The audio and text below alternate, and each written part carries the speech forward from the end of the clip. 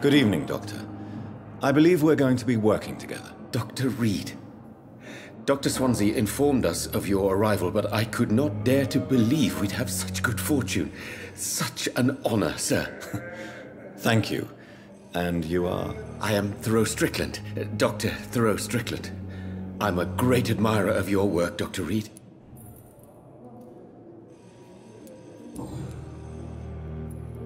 Please, could you tell me something about yourself? I'm a great admirer of your work concerning blood transfusion, Dr. Reid. I run my own experiments. I'm convinced it's the future. What made you choose to be a doctor? I'm not ashamed to admit you and your work have inspired me. I am honored to have the opportunity to work by your side. It's always a pleasure to share scientific and medical knowledge with someone eager to learn. I'll be glad to help you if I can. This epidemic may be the century's most terrible disaster, but I'm convinced that we, as doctors, are the only ones able to defeat it. I based my technique on my mentor's research. He helped me perfect my method.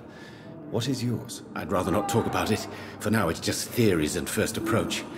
My process is purely experimental and unsuccessful. As long as you're cautious and methodical, you may remain empty-handed, but you won't fail. You're not the first one to warn me, but I am convinced knowledge is the main weapon against the ravages of this epidemic.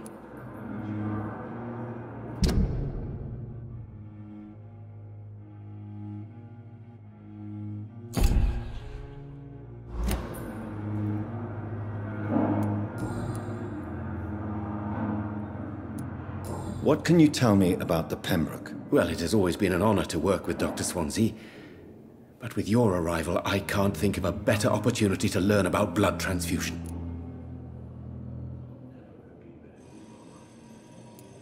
You seem quite optimistic.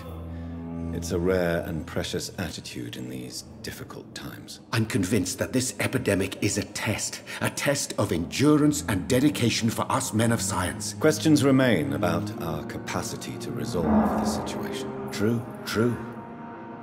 Last summer, during the first wave of the epidemic, I used to joke with Milton about the extra work. We're not smiling now. Do you need help with anything in particular? Well, yes, maybe. I'm waiting for a batch of products I ordered for my personal research, yet my supplier seems to have vanished. Do you want me to play the errand boy for you? Oh no, Dr. Reid. But if you went personally to his shop, what with your reputation and all, he wouldn't dare to refuse the products I need. I see. Well, give me the address, for I may pass by if I have time.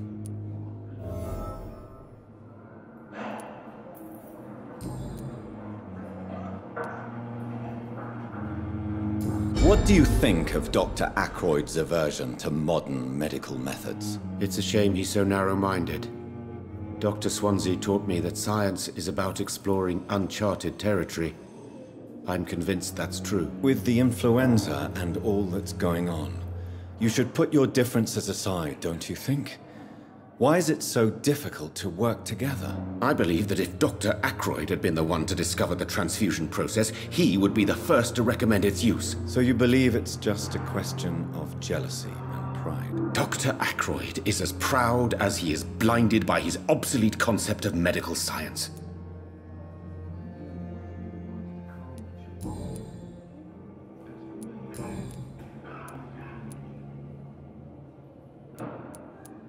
Tell me more about your willingness to experiment with new medical techniques. Harvey Fiddick is a patient suffering from a severe injury that could cripple him if not treated correctly. I'm convinced your blood transfusion technique could help him. What is it you really want? To save him, or to prove your point? Fair question. I want nothing but to save my patient, Dr. Reid. Especially since I know Mr. Fiddick's story. Tell me Mr. Fiddick's story. Our first diagnosis was compromised because Mr. Fiddick lied to us about the real origin of his injury. He first claimed it was an accident. But why would he hide such crucial information from us? Because he is a proud father, ashamed of putting his children at risk because of his own negligence. This personal involvement could also appear to be a lack of impartiality. You must know that a good surgeon must remain neutral. I agree. But that does not excuse Dr. Ackroyd's behavior, a man who did not even take time to converse with his patient. Do you think keeping his distance was a mistake? All I know is that I'm taking care of human beings, with desires, hopes, and fears. Not some biological machine comprised of blood, bones, and flesh.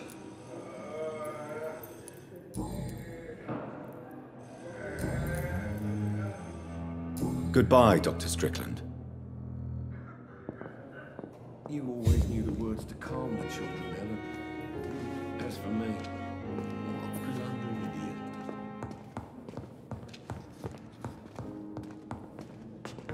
idiot. Good evening, sir. I'm Dr. Reid. May I help you? I don't know if a third opinion is needed. Your colleagues are already arguing about my condition. I see. Would you mind telling me more about your situation? I'm Harvey Fiddick.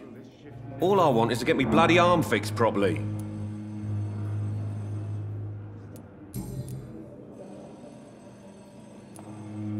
Tell me about the doctors who are arguing about your case. Strickland and Ackroyd. They both want the best for me, but there's a lot of pride there. Doctors are no different from carpenters, it seems. What do you mean? I often had professional arguments with rivals on a building site. Difference is, I disagreed about wooden nails, not flesh and bones. Tell me about yourself, Mr. Fiddick. I'm just a regular guy waiting to get his arm fixed, so I can return to work and to my family. I was more curious about what you were doing before being hospitalized. I'm a carpenter, and a good one too. But that means I need both arms to feed my family, Dr. Reid. Are you satisfied with your treatment here? Well, it's clear that I've chosen a bad time to be injured. Forgive my bluntness, but you seem overwhelmed by cases of the flu. I won't lie to you about it. I'm afraid we are. Are you sure you don't want to operate yourself, Dr. Reid? I have the feeling you're very capable, and your colleagues seem to think so too. In other circumstances, you would be right. But for now, I don't think I can take on the responsibility. My apologies.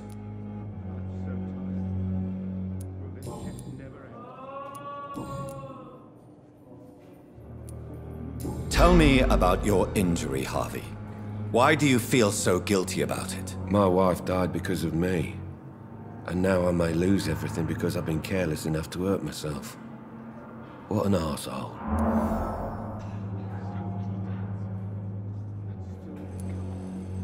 How could your job be responsible for your wife's death? I was working a double. She went out to bring me a hot meal and got caught in a German bomb raid. You can't hold yourself responsible for your injury, Mr. Fiddick, unless you tried to hurt yourself. Of course I didn't hurt myself, but I can't work until my arm is fixed. My children need to eat, Doctor.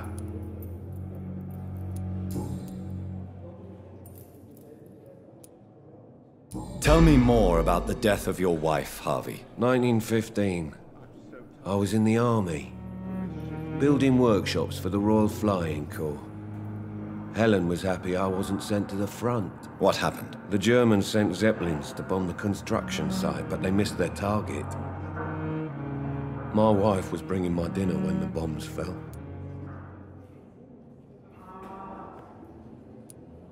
I'm sorry for your loss. So many died during the bombings. I served in France and witnessed the carnage there. I would like to say that she didn't suffer. Truth is, I have no idea.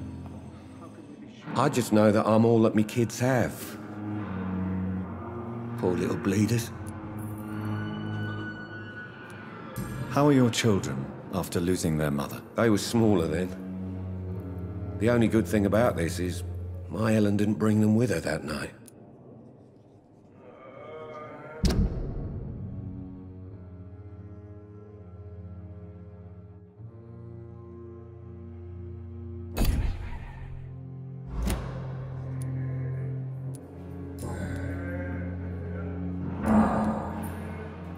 Goodbye for now, Mr. Fiddick. I'll see you later. My sweet girl. Reads me like a book. I never could keep it. I'm so tired. Will this shift never...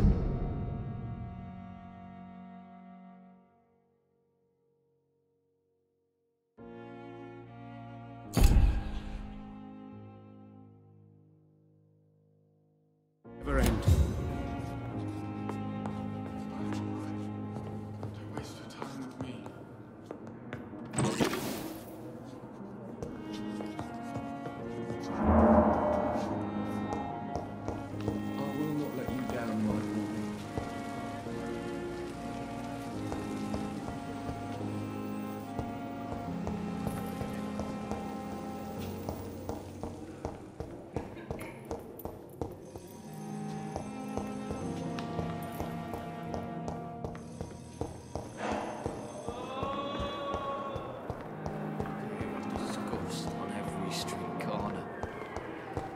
Daily routine. Good evening, sir. Can I help you? Unless you're here to fix my face. No. I don't think you can help me. I'm Dr. Reid.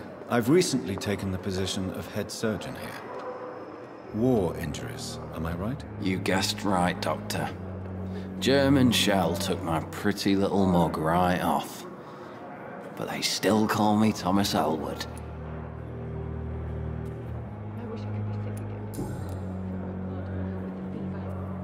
How is your stay with us, Mr. Elwood? Oh, it's bliss. I just escaped death in the trenches to be surrounded again by the moans of the dying. Can I ask you precisely why you're a patient here? It's the pain, sir. The drugs don't work. It just hurts under the scars, if you get my drift. Who is treating you? Is someone in particular looking after your case? Nobody since the old and tired doctor spoke to me. Started to think I was forgotten about. Wouldn't blame you. You don't seem worried by that. My face hurts so much more when I smile or cry. I've learned it's easier not to speak. But be assured I'm smiling inside. Can I do anything for your pain? Nurses gave me a bunch of pills. No effect. Told you. It's like the flames are under my skin, burning away.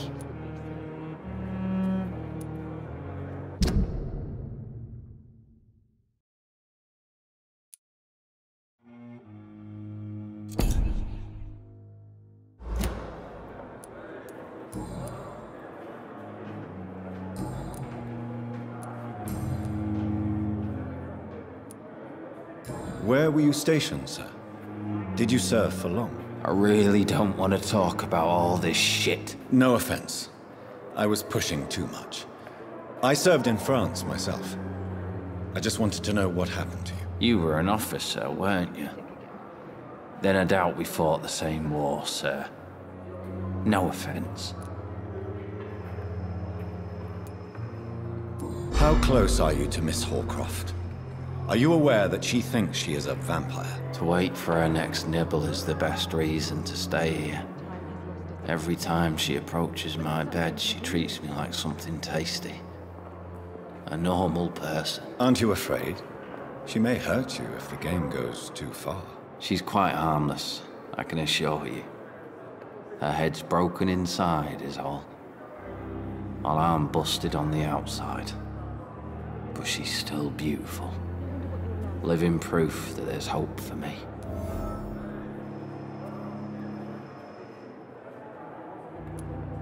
So do you let her bite you? You know that's not sanitary. And why not? She's only supping a few drops of my blood. And the pain, it's real for once. She could decide to bite less willing patients. Then it's another good reason for me to stay here, Doctor. You do realize she's mentally disturbed. It's called the Cotard syndrome. She truly believes she's a vampire. In her madness, she never refers to my scars. And frankly, if I could, I'd join her world. It seems much more fun than the real one.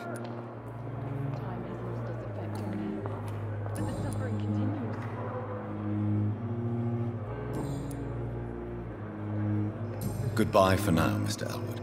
Fear and disgust on every street corner.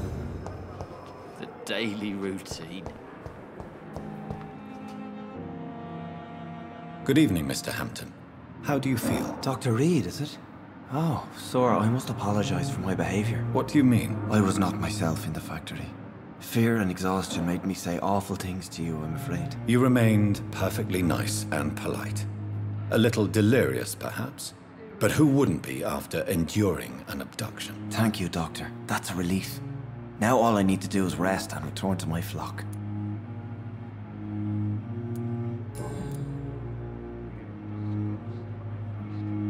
How did you end up in William Bishop's den? I had received alarming news about his recent behavior. I went to his place and he refused to let me go. You dared to enter this awful place alone. You're a hero, Mr. Hampton. Or a fool. I'm just a man trying to help his friends, Dr. Reid. William Bishop was a conflicted soul, searching for light. Why did he abduct you? William was an alcoholic. His addiction suddenly changed to blood. I don't know why. Just like a patient I met here. This Miss Hawcroft.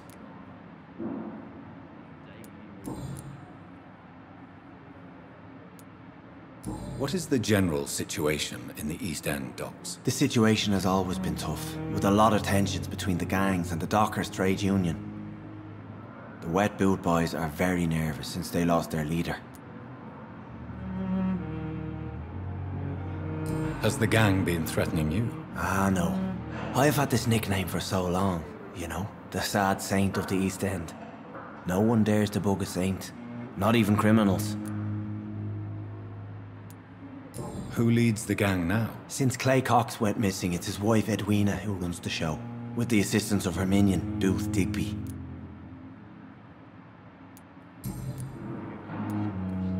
Do you know Tom Watts, the bartender from the Turtle? I met him before I found you in the canning factory. Tom? Yes, of course. Always the helping hand, good old Tom. Without men like him, corruption and despair would have wiped out the East End long ago. Who should I avoid in this part of town, then? Any particularly evil figures? Not really. Most men and women are just doing their best. And it's not my habit to speak ill of people I know, Doctor. People are still in despair. How could it be otherwise? The authorities have left us all to rot in this contagious nightmare. No drugs, no advice, nothing. It's a damn shame.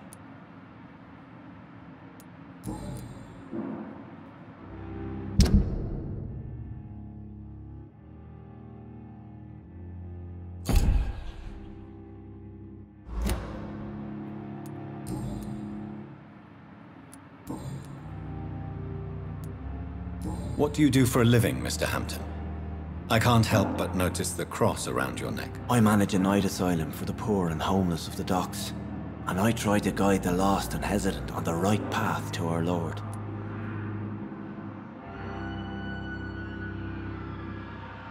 Are you a priest, Mr. Hampton? A deacon, maybe? Not at all, Doctor. I'm just a man of faith willing to preach the good word. Why didn't you use your cross against William Bishop? To repel him somehow? That's a very strange question, Doctor. A cross is no magical token, if that's what you were trying to say. Not mine, anyway.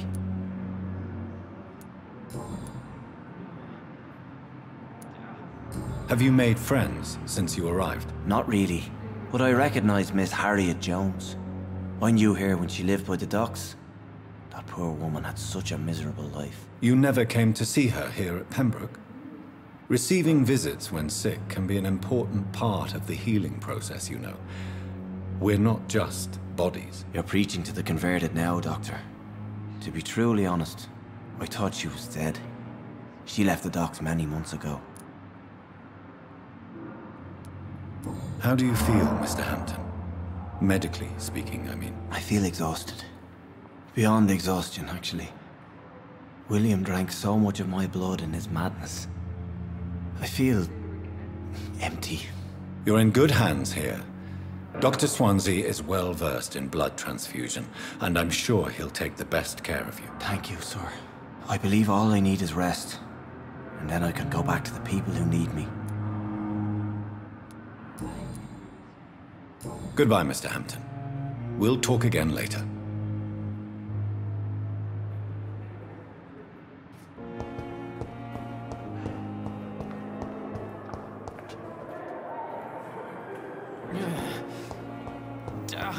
I wish I could be sick. Again. Feel my blood boil with the fever. Again.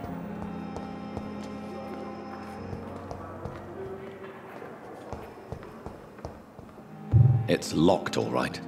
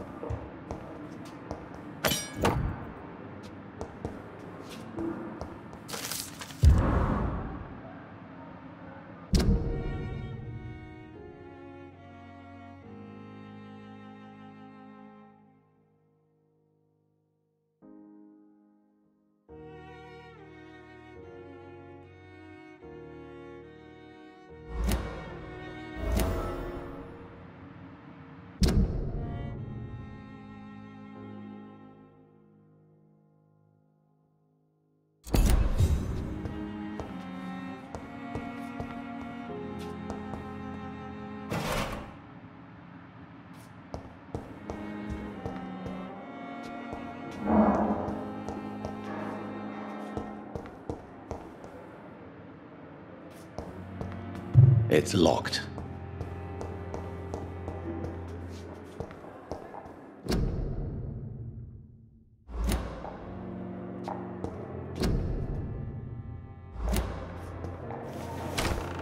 This must be the place.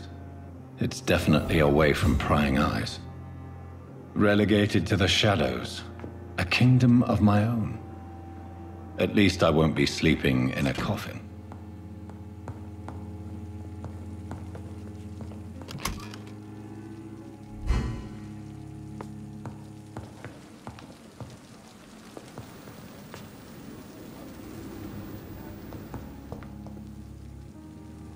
The flower's dying. It needs water.